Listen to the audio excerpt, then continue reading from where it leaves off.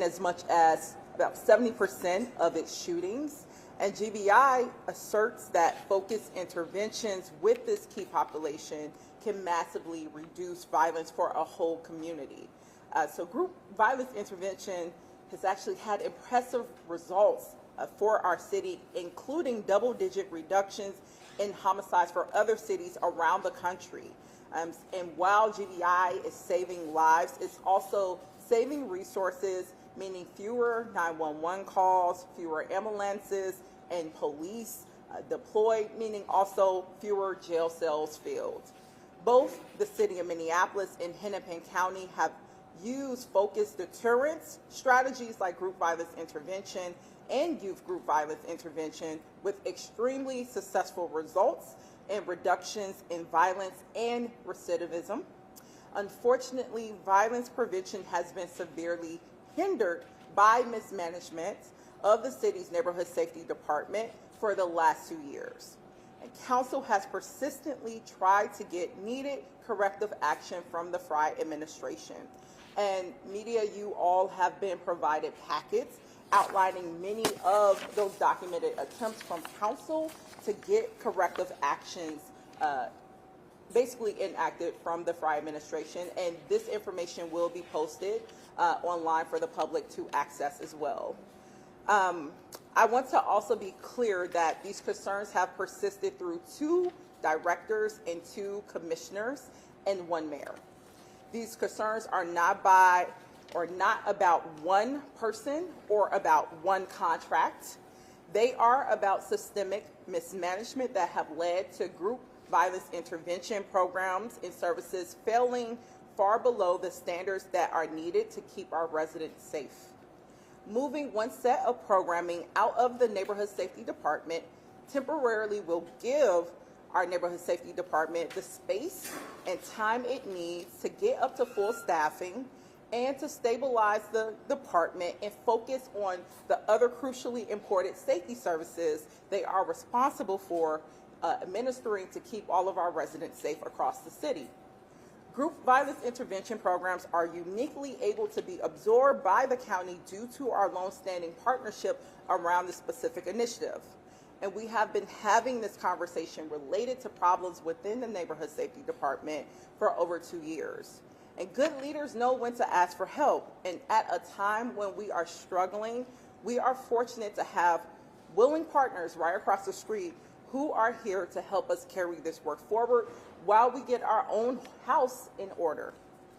And I also think it's important to note that this proposal would not impact other programs that currently exist within the neighborhood safety department. And that includes the hospital-based intervention program called Next Step, the Community Trauma Response Fund, the Violence Prevention Service Fund, the Minneapolis Violence Interrupters as well. Also, safety ambassadors and behavior crisis response, which I think is important to note. Council voted to move this program into the fire department, but also as early of last summer, we received a presentation from the organization that runs that program that also highlighted the internal issues within the neighborhood safety department that made it very difficult and challenging for them to carry out their crucial work for our city in addressing the mental health needs that our residents encounter and that they provide critical services for. So that said, we are hopeful that with this additional capacity afforded to the city by transferring group violence intervention programs over to them, the neighborhood safety department will be able to follow through on their commitment to use more data-informed deployment for prevention and response services and programs to violence. So in closing, I want to again affirm that I know I and my colleagues are strongly committed to building a robust, comprehensive public safety system that includes violence prevention, intervention, and restorative services. And this proposal reflects the best short-term adjustment we can make in order to realize that vision, because simply our residents' lives depend on that. So with that, I will ask my colleague, Councilmember Chavez, who also chairs the Public Health and Safety Committee, to share a few words as well. Thank you so much. Hi everyone, my name is Jason Chavez. I am the City Council member for the 9th Ward, and I am the chair of the Public Health and Safety Committee. And today we are taking unprecedented action to address unprecedented times here at City Hall.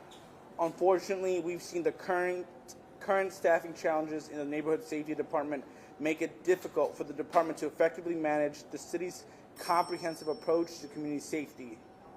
Our residents feel the pain on the streets on a daily basis, and we can no longer sit silently as we continue to see it impact our community as a whole. When residents call for help, I want to confidently say that Minneapolis will respond with a comprehensive, accountable, and reliable approach. And unfortunately, that is not the case today.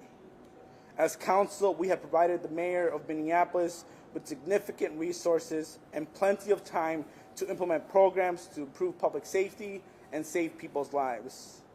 We cannot, will not wait for mismanagement to get its act together, but we need to address the challenges facing our residents in Minneapolis right now, especially with focused intervention strategies and programs that will save people's lives. The lack of action that we have seen from the top has left us with no other option than to temporarily move these programs to the county to improve the safety of residents in Minneapolis and to address the concerns of mismanagement that many of our residents are sharing. Thank you, Councilmember Chavez. Last, I will invite Council President Elliott Payne to close us out with a few comments. Thank you, Councilmember Wansley. My name is Elliott Payne. I use he, him pronouns. And our first priority is the safety of our community. And when it comes to safety, our community doesn't care who is showing up, whether it's the city or the county. They just want to be safe. And so as we're looking at the last several years of some of the work around building out a comprehensive public safety system, we're seeing a number of gaps. And I know that our commissioner spoke earlier today about some of the work they're doing around building infrastructure within the Neighborhood Safety Department, building staff capacity within the Neighborhood Safety Department. Those are all important tasks that need to happen for success. But our community can't wait for the bureaucracy to catch up with the real needs on the ground. Myself and Councilmember Chowdhury just last Friday night went on a ride-along with our juvenile task force. And on that ride-along, we learned about how critically important it is for law enforcement, county, and community to be working closely and collaboratively to make sure that these programs are successful, these strategies are successful. And what we have seen over the last 2 years is that there's been a major struggle building up the city's capacity to make sure that these strategies are executed in a really sound way. This action that we're proposing today allows for the city to build up our capacity, strengthen our infrastructure, and ensure that these strategies are moving forward at the pace that our community really is demanding. Because although it's very cold out today, spring is just around the corner, and we know as the weather warms up, that's when we start running into a lot of community violence issues. And we want to make sure that we are in a good place once that warmer season comes to fruition. And so this is just about good governance. This is about listening to our community. This is about having deeper ties and communication with the county as a partner and making sure that we're being comprehensive in our approach to public safety. Any questions? Before we get into the nitty-gritty, just can you explain like the not the legalities, but how this happens? I mean, does the county have to be willing to accept it? Can a majority of the council just vote for this amendment and the money goes? Like how does just the governance on this work? Yeah, thank you for that question. So the motion as it's written in consultation with our city attorneys, it notes that the appropriation of the $1.1 million is based on an agreement being established between the city of Minneapolis and Hennepin County, which is typical for other partnerships we've entered into the county. We've done this before, even as recently as in December when we did emergency housing vouchers, for instance, in addressing unsheltered homelessness. So we've done these partnerships before. We follow standard, template legal language, and our city attorneys will know how to, address that agreement drafting process in collaboration with the attorneys that service Hennepin County.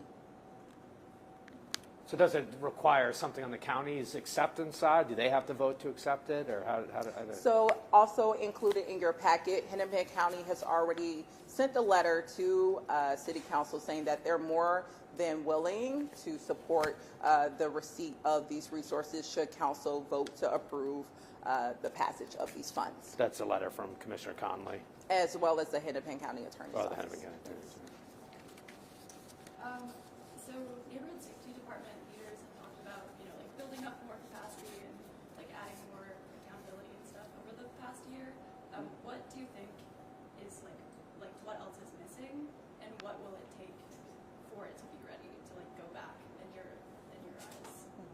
So also what's noted in that packet, we've also heard that for the past 2 years, and largely that placement of infrastructure and accountability has also been largely, I would say, council driven. Also, it's been legally driven by a lawsuit that I've heard a lot of conversation around in the past weekend. So the infrastructure pieces were things that council actually tried to work with the administration to basically put in place, so staffing.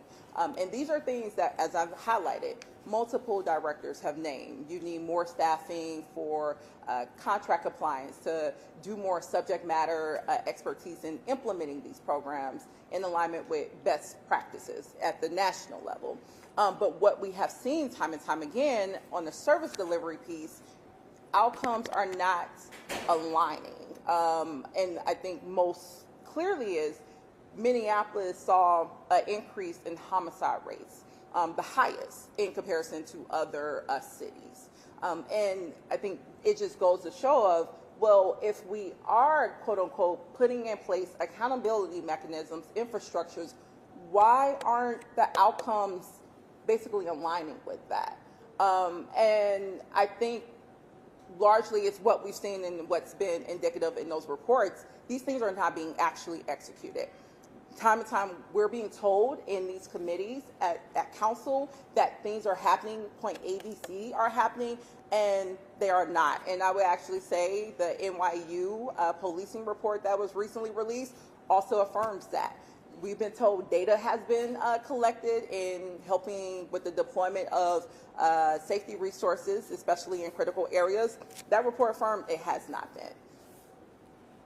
Part of the accountability work that OCS says they're doing right now is this latest RFP process that is wrapped up for contracting for these violence and trafficking programs. Are you saying there's mismanagement within this latest contracting process, and can you be specific about what was mismanaged in the process? So I have been very clear, and also in your packet, it has named that the management has been very systemic.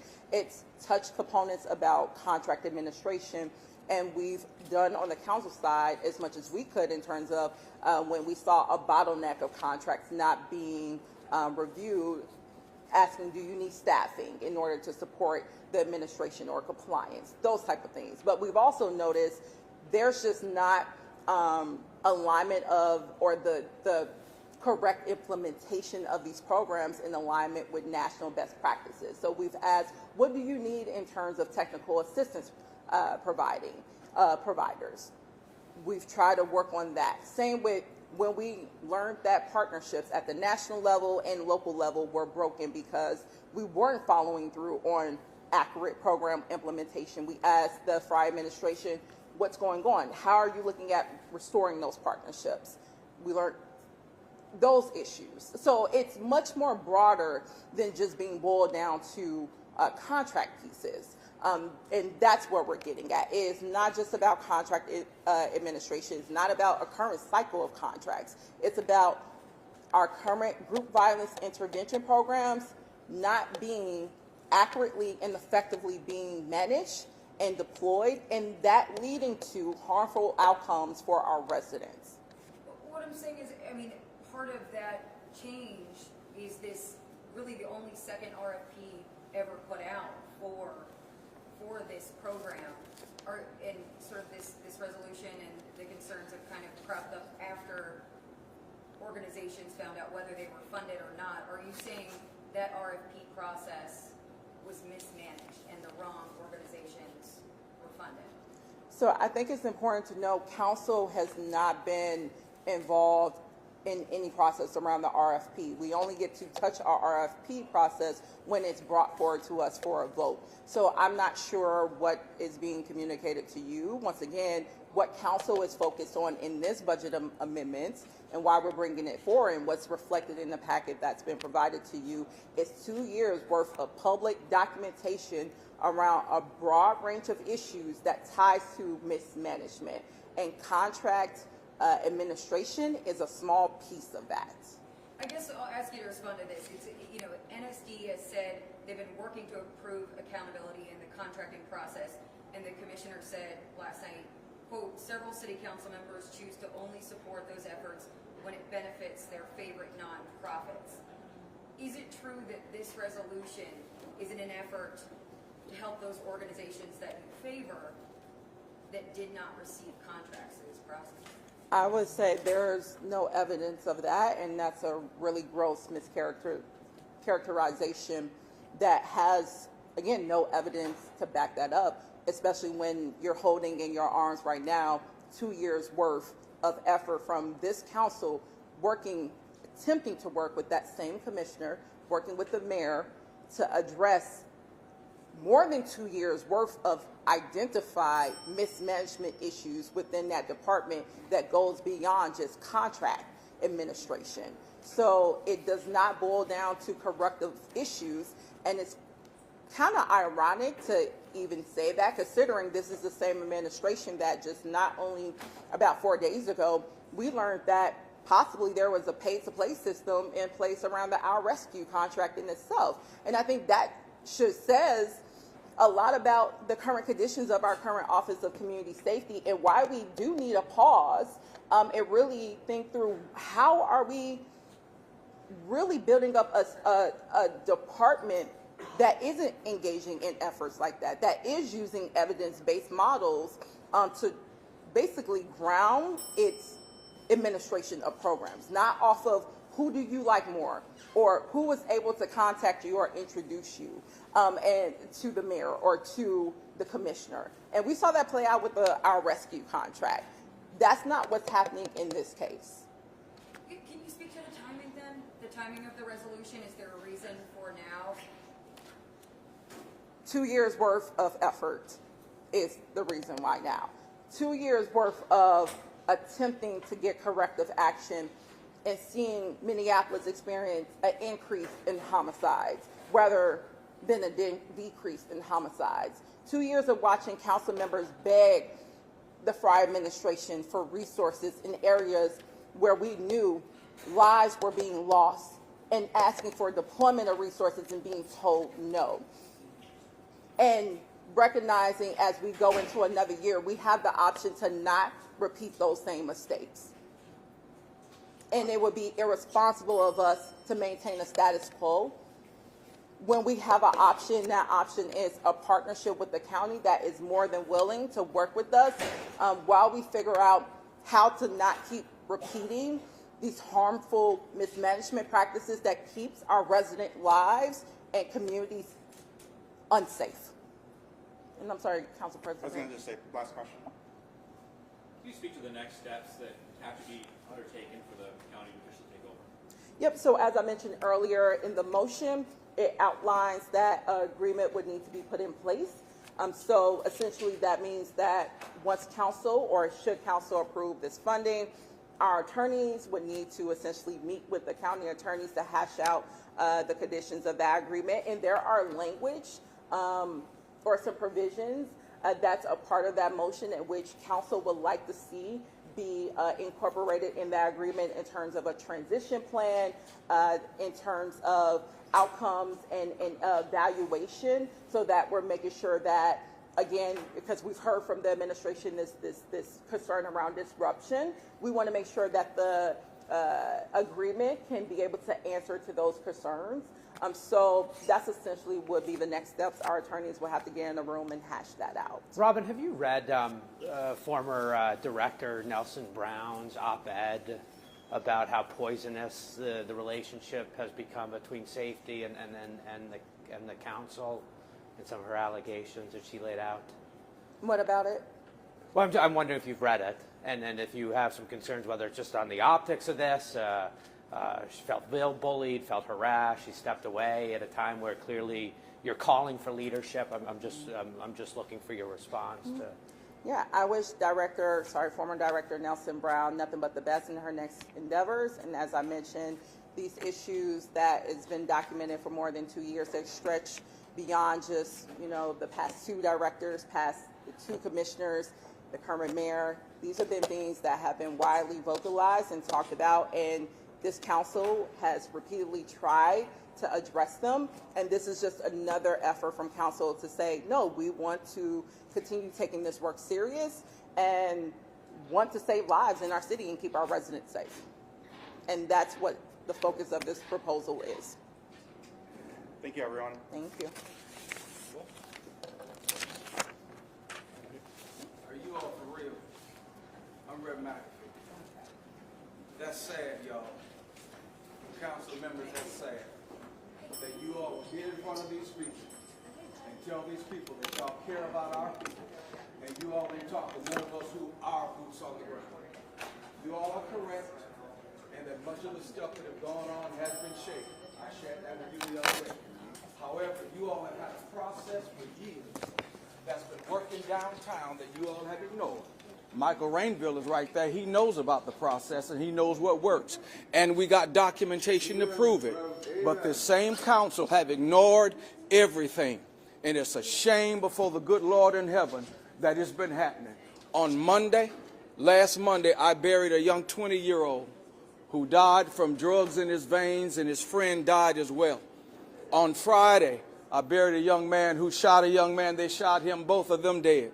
We out here where there's real life, and this council have not been talking to none of us who are out here doing it, and they let it pass. I just met Brother Payne, was that Friday night. I'll give him this much credit. He came there seeking and looking for some answers. And so I don't know how to send this, but I can send you guys right now a report from DID from the work that we all have been doing for the last year on the block, week, day by day, so they will always have the proper information, so anybody would have the proper information to make a decision. This, to me, sounds like another one of them games that LaWanna so adequately pointed out, that what's been happening, those who've been doing the work many times get no support. And those who've been doing whatever they've been doing, who have no records, this is another game and a gimmick. My suggestion to the council would be this: just stop, period.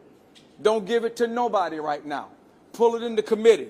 Let's talk about it on the real. Don't come in the office. Come out on the block where we at, where those of us who are doing the real work can help navigate you through it. And I apologize to him on Friday, because I assumed they knew what we knew was happening on the block. He said, Red, we don't get none of that information. Is that not what you shared? And I said, you don't? Because it makes no sense to me. How does a city council don't get information for what they're voting on to go forward? There should not be a week that go by where no council person don't have an adequate analysis of every foot that was on the ground, every meeting that was attended from those who've been paid by the city. He ought to know it. And if he don't know it, something wrong with us, and we demanding the wrong thing. And I came here, and I thank God I came early, because they said this was going to happen at 1, to say we need to stop the games. Our people are dying. And what amazes me, Robin and Jason Chavez, how the Sam hell you going to talk about you advocate for my people, and you ain't talk to none of us? It's a game and a gimmick, and we're not for it. I'm asking again, table it. Don't send it nowhere. We already out here working. We ain't going to stop working. Jamil's over there. We ain't going to stop working. But we need the games to stop. If you don't believe what I'm saying is true, call Charlie Adams at the precinct over north. If you don't believe what I'm saying is true, call the lieutenant downtown, and then I'll give you this report. You can take it off my phone and show you that what I'm telling you is accurate. We got something that works, but we ain't using it. We got something that works, but we're not using it. And I'm saying too many of us is dying for these games and these gimmicks to be played. And I need the city council to stop. Stop. Just plain old stop. I'll say this and I'm through. If it was DEI, we'd really be up in arms about. Is it really about diversity, equity, and inclusion? But you have not honored those black folk who've been out here working for this. And LaWanna is right, y'all. Y'all made a queen out of the stuff Sasha did, and she made a mess. And I'm here to say it, and I'm man enough to say it. And so I'll be up at that council meeting too. You didn't want to hear me then. You hear me up there. Because right now I'm through being silent.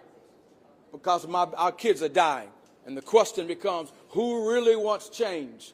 Because we've proven we'll go out there and get it. I'll give you whatever information we need, my brother. Whatever we need. I'll walk you through 36, through all of them places so you can see it like I see it. I've shared with you all. You all can't make good decisions if you got bad information. And some of the information you all been getting is rotten and ain't telling y'all the truth. So I came today and said, no, let us help you. And I guarantee you, everything I tell you, go to talk to Shane downtown. Talk to the police, and you'll see what I'm saying is real. We need y'all help, man, to help us. Because we ain't been getting it. I appreciate it. I'll see you upstairs. All right. Yep. Thank y'all. Now let me see how to get this thing, because I need to send it to you. It is the 21-day of peace report from downtown. If you forward, that's the include. If you put your email address in there and hit send, you'll see exactly what I'm talking about. Y'all been gamed. You've been